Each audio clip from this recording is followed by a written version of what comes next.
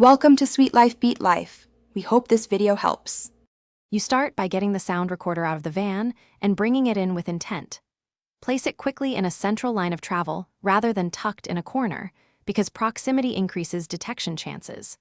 Once set, make sure the device is upright and unobstructed so audio picks up clear EVPs. Move to a safe observation point a short distance away. You want to hear reactions while minimizing disruption.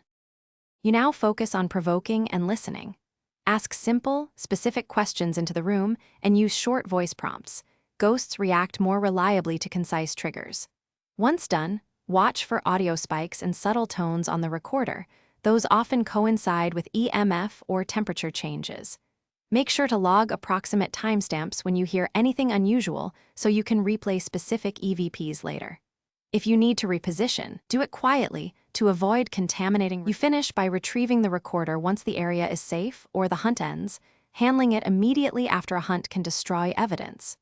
Transport it back to the van and play recordings at normal speed to confirm EVPs, noting any clear phrases. If you get no usable audio, troubleshoot.